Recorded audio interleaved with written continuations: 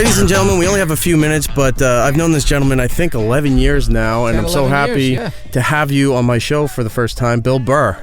Erik. How are you, sir? Look at you, moving up in the world. I know. Got to do your own damn show. Look, you're all grown up doing the town. I was really excited that you were here, and the project I'm even more excited for because I'm a big animation fan and stuff.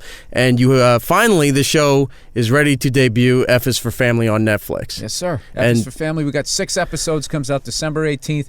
You can binge watch all of them.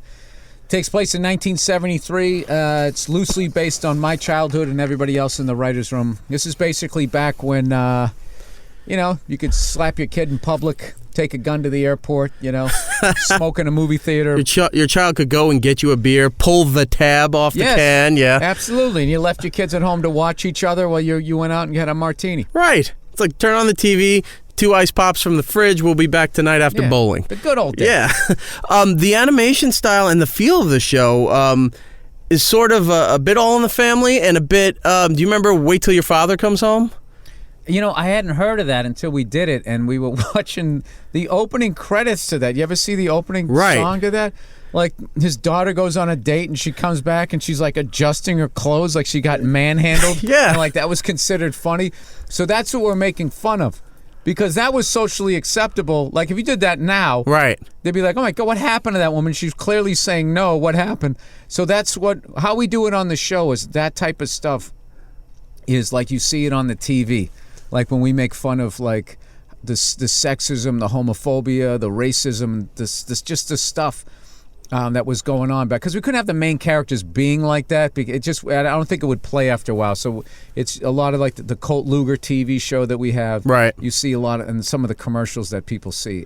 So the TV is almost like a character in itself. The animation style, it gives you the feel, even though there's a lot of color, it gives you the 70s feel of beige and brown and orange, all that stuff it was the horrible clothes that your parents bought you, the carpeting, the wood paneling, all that stuff there from the 70s. Yeah, but we stayed away from lava lamps and disco balls and pacers. Because that was a younger person's thing. That wasn't your parents' style. I think Hollywood has made enough of those movies, and they took like the extremes of all of that, if they make a movie about like the late 90s, early 2000s, whenever they decide to make fun of that period, they're gonna make it seem like every suburban white kid was in a rock, like a metal rap band. Remember those things for like 2 seconds?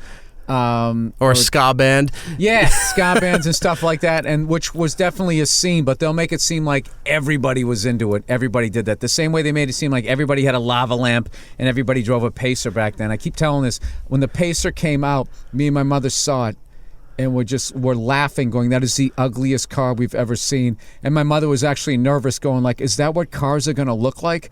That is horrific. So my dad had a Chevy van that was wall-to-wall carpeting, ceiling, everything like that. Couch in the back, put a fridge in there, and the windows in the back were all tinted.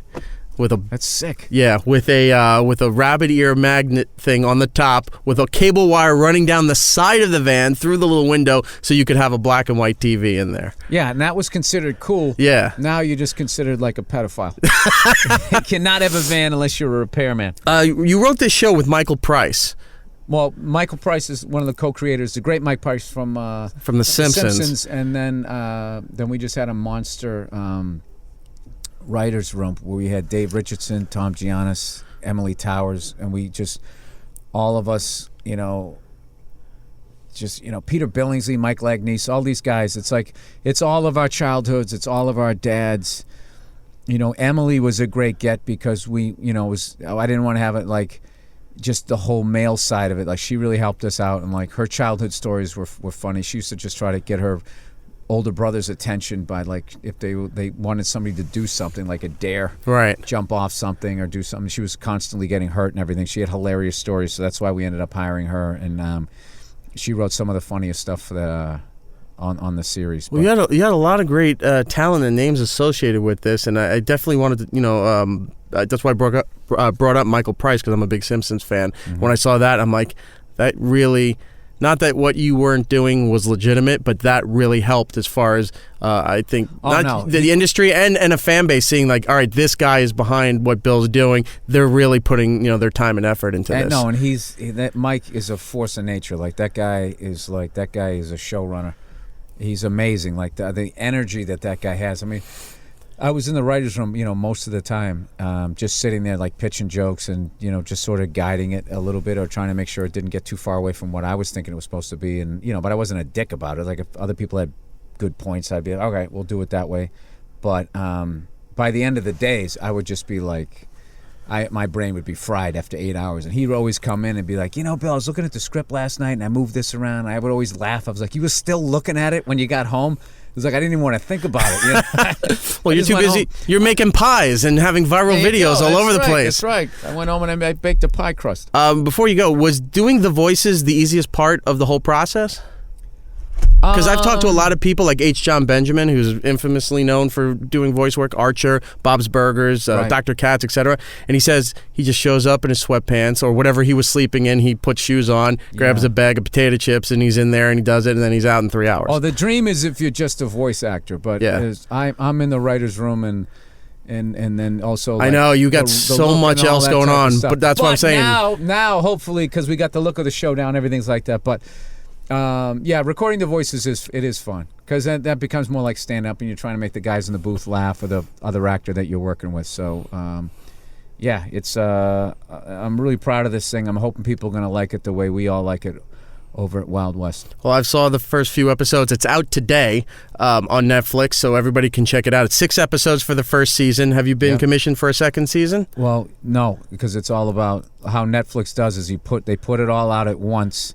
And then see how it does. Yeah, who knows? Like I don't know. They don't have ratings over there. Right. You just sit there, and then they go, "Oh, people love it. You're on for season 2." Well, they're like, "Yeah, it underperformed. Beat it."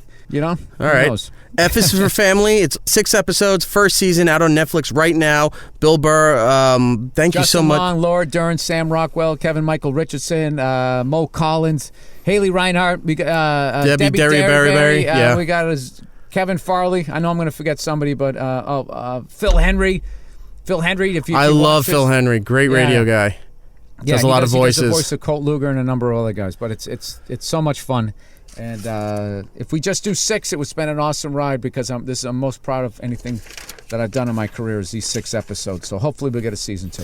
And of course, all of Bill's most of Bill's specials are up on the front page of Netflix. They are not on the front page of Netflix. And the Monday Morning Podcast, subscribe to that always. I love doing it after I get through all your football rants and you start talking about your life, then I'm back in. I know. Some people don't like the sports. What do you want? No, that's you rock. I'm proud of you. Look at you. Thanks, sir. I do appreciate it. Next time you're in New York and you have more time, let's sit down and talk more about this. All right, Bill, thank you so much. You got to get out of here. Run. Do what you got to do. Thanks, Bill.